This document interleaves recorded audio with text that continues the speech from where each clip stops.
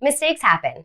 But if you're selling on Amazon, there is not a lot of room to be making many mistakes before Amazon will shut your account down. So in this video, I want to share with you guys a very common mistake that a lot of sellers make, especially new sellers, so that you know exactly what to avoid. But first, if you're new here, I'm Cassandra and I'm a full-time Amazon seller. If you too want to learn how to become an Amazon seller, then please subscribe to my channel because every week I'm putting out new videos to help you guys learn how to sell the right way. So in this video, we're going to be talking about IP violations. This is a big one, and it can happen when you realize it's not even going to happen. So let's dive into my computer so I can show you exactly how you can look and see if a brand is going to issue IP violations. Because if you get hit with enough of these, Amazon will deactivate your seller account. So let me show you right now how to avoid it. IP stands for intellectual property. And what this means is that product is branded. The brand has gone the extra mile to, number one, register a trademark, and number two, take that trademark and put it onto Amazon to get brand registry. Now, brand registry protects that brand fully. If the brand decides that they do not want other third-party sellers to sell their products, then they will tell Amazon, and Amazon will tell you that you need to stop selling right now. Get one IP complaint or IP violation, then you're probably okay. But once you start to build these up, Amazon does not take that lightly, and it does become a kiss of death. When you get these violations, you actually have to go into your seller account and respond to them. So you have to tell the brand that you're going to remove the products, or ask the brand, is it okay if I just sell through and then remove them? But you have to figure out exactly what they want you to do. And if they want you to get off immediately, then you need to go into your seller account and make that inventory so that people can't purchase it anymore. Either choose to dispose of it or have it sent back to you. It doesn't matter, but you cannot be on that listing for any longer. Sometimes the brands will say, okay, sell out the stock you have if you don't have a huge stock and just don't get back on my listing. Other times they'll say, get off right now. So you do have to go into your seller account when you get one of these hits on your account and figure out exactly what you need to do. Now, get too many of these and your account health is going to really be devastated by it. Amazon might choose to just shut you down completely, or they might make you do a plan of action where you have to go in and actually type to them, acknowledging what you did wrong and what you're going to do in the future to make sure that it does not happen again. So let me show you exactly how you can just avoid this altogether. If I go right up here to my extensions, you'll notice that I have IP Alert.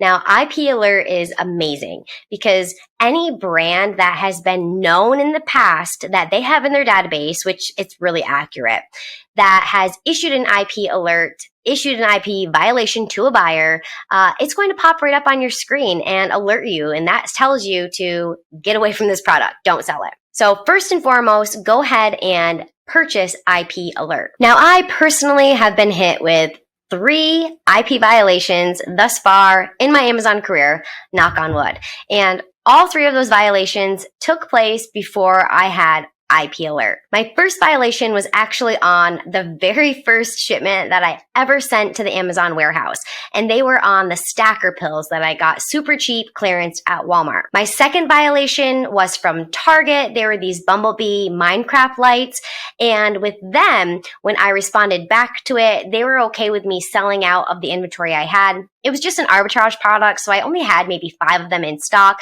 but they let me just sell them out as long as I didn't jump back on. And my third violation was with piggy paint. So when you're sourcing and looking for products to sell, say I found a really good sale on piggy paint and I was thinking of jumping onto this listing. Let's click on it. And boom, look at that. The very first thing that pops up is my IP alert. And it says this brand is known to file IP complaints. So had I have had this extension right from the get-go when I started selling, and I could see exactly which brands are known to issue these violations, I would have no IP complaints. So I highly recommend you to get IP Alert. It was maybe $100 for a year. So that is dirt cheap considering that it literally can save your account from getting shut down. Let's say though you don't have IP alert, or just in general, maybe you don't trust it 100% because you really shouldn't trust it 100%. Just because it didn't pop up for an item doesn't mean good to go. You always want to take the ASIN and bring it over into ProfitGuru. Let's come down here to the sales estimator. Paste in the ASIN.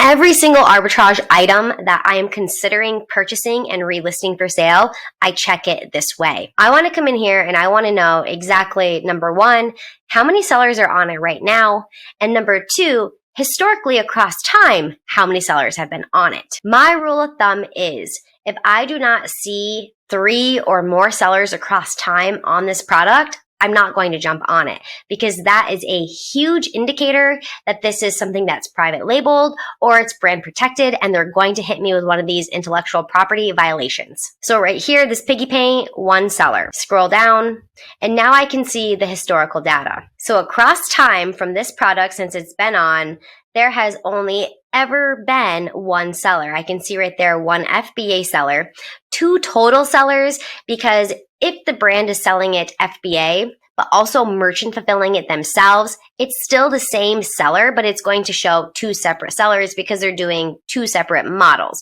merchant fulfilling and FBA. So that's still the same person. And you would know, as long as you check this for every product, not to jump on a product unless I don't even do it if there's 3. If I can see there's at least 4 sellers on it across time, then I feel safe about it. Chances are good that if there's at least that many sellers, then they're not issuing these complaints. Because if they were, then those people would be kicked off very fast. So products where I see across time, there's 5, 6, 7 sellers at any given time, generally speaking, those products are pretty safe. But things aren't always black and white. There's a lot of gray area. For example, I was selling the brand Physicians Formula and I sold the product just fine. I bought a lot of them from like Target and I sold it. The brand never came at me. Then I shared another Physicians Formula lead with people and it was the same brand, but it was a different product of the brand. And that product, the brand came at them and said, nope, take it off. So it's always a gamble. And that's what you need to understand with selling on Amazon. You can understand how to do the research, but there is risk involved. There's always risk. And just because you did the research and you saw across time there was at least 4 sellers at any given time, the brand can decide overnight that, hey, we don't want people selling our brand anymore, and then start issuing the violations. So all in all, it is your call. You need to know the research to do. Get your IP software so that it pops up, but don't just trust that alone. Just because it doesn't pop up doesn't mean they don't issue violations. Go in ProfitGuru and check to make sure historically there has been at least so many sellers on it. But then even so, brands could decide overnight that they don't want you selling their products anymore. So I like to choose brands that I've sold before, I've done the research on, and I've never been hit with anything, so I know I'm probably not going to get hit with anything. But again, keep in mind, there is risk. But where there's risk, there is reward. One last piece of advice to leave you with is even though on a product, an IP alert might come up, that doesn't always mean you'll be hit with a violation. So for example, I have friends that if this product right here dinged and said IP alert, this brand is known to issue violations, they will go on and they will check the number of sellers. So down here real quick, keep us showing me 5, 6, 7, 4. I have people who are in my circle that wouldn't stop them. So in the end, it is your call. If you're sourcing a product and on Amazon it comes up and says IP alert, but you notice that there's always at least like 4, 5, 6 sellers, I know a lot of people that will still jump on and sell that product. Me personally, I won't do it. I don't think that the risk is worth it to get my account shut down for one product. But a lot of people still would sell it as long as they see historically, there's quite a few sellers on it, so that must mean that the brand isn't issuing it for this product. So really, in the end, do the research, but then it is your call. Something like this might be safe to jump on, even if the IP alert comes on. I wouldn't personally do it, but after all, it is your account, and how safe you want to be, how much you want to risk it for the biscuit is up to you. Especially though, if you already have some IP violations on your account health, I would be super careful. So even if an IP violation popped up for this product and I saw that, hey, there's quite a few sellers, they're not getting kicked off, I still wouldn't risk it. It's just not worth getting your account shut down because then you're going to have to jump through so many hoops to get it opened back up. And in the end, you might not get it opened back up at all. So just avoid it to begin with is my advice. There are millions of products out there. So why risk it? Why risk everything for one product? It just doesn't seem worth it. But I hope this video has been helpful for you in understanding how IP violations can really kill your Amazon selling career. And now you know how to avoid them. As always, make sure you subscribe to Profit Guru, and I'll see you in the next video.